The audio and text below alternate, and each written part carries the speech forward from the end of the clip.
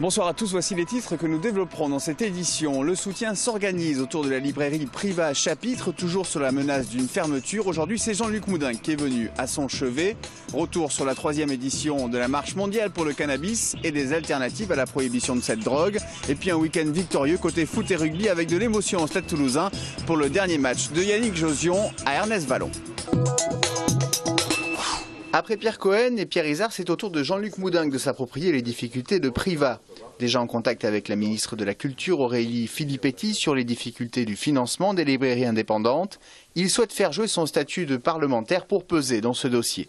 C'est ici une des plus vieilles librairies de Toulouse, 175 ans, donc on ne peut pas rester inactif. J'ai demandé à Aurélie Filippetti de se pencher sur le sort des petites librairies indépendantes et de créer un fonds de soutien.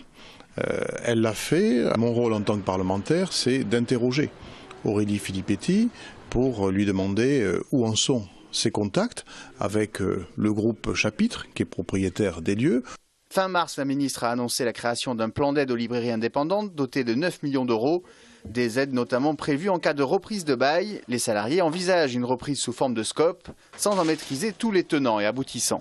On essaye de voir si on peut faire quelque chose, nous en tant qu'employés, pour la reprise de l'entreprise, mais c'est pas facile parce que c'est quand même une librairie qui est assez grande, le droit de bail est assez cher, il y a un stock à racheter aussi, il y a 13 employés, donc tout ça, ça fait beaucoup de choses. Nous, on n'est pas des financiers, nous on est des libraires, nous ce qu'on aime c'est vendre les livres.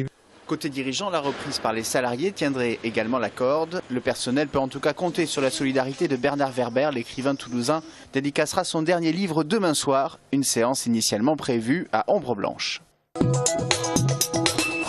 Faible mobilisation samedi à la Prairie des Filtres pour la marche mondiale du cannabis. Un mouvement créé aux États-Unis en 1999 qui se déroule dans plus de 500 villes du monde pour la libération du cannabis. À Toulouse, l'association Chanvre et Violette, organisatrice de l'événement, défend plusieurs thèmes comme l'usage du cannabis à des fins thérapeutiques et l'ouverture d'un débat sur la question de la légalisation. Il y a 7 millions de consommateurs de cannabis en France. Il faut permettre à ces 10% de la population de redevenir des citoyens normaux et d'avoir le droit de consommer ce qu'ils ont envie de consommer, qu'ils puissent être informés suffisamment bien et de manière honnête sur la substance qu'ils consomment et qu'ils puissent avoir le droit tout simplement de cultiver un pied chez eux. Jeunes ou moins jeunes, les fumeurs de cannabis réclament sa dépénalisation. Je suis là pour défendre la liberté de chacun de disposer de sa personne.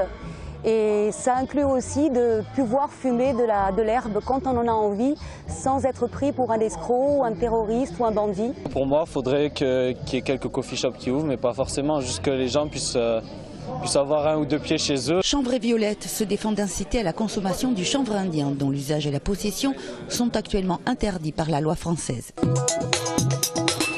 La semaine dernière, les points jeunes de Toulouse et agglomération toulousaine ont participé à un tournoi de foot pour les Restos du Cœur sur les terrains d'entraînement du stadium.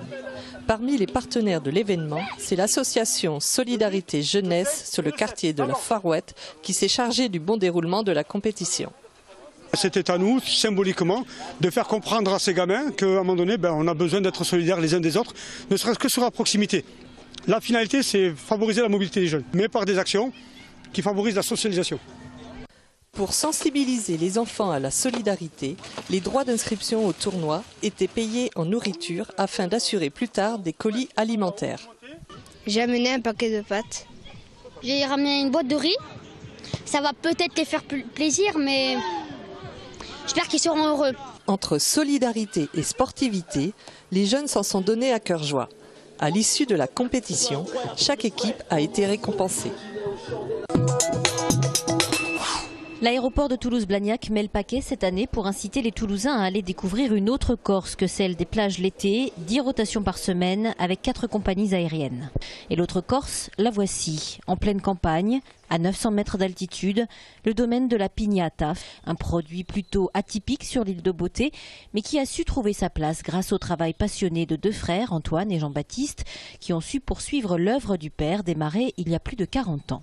À l'époque, en 1967, j'avais fait faire une étude j'avais interrogé différentes agences de voyage en Europe pour essayer d'implanter un petit complexe hôtelier ici. Et tous m'avaient répondu, vous savez, la vocation de la Corse, c'est le tourisme en Corse, c'est les pieds dans l'eau.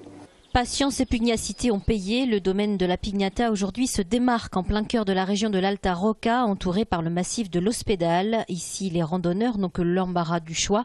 La Corse de l'intérieur, c'est aussi des randonnées à cheval, piscine, hammam et table de référence dans la région.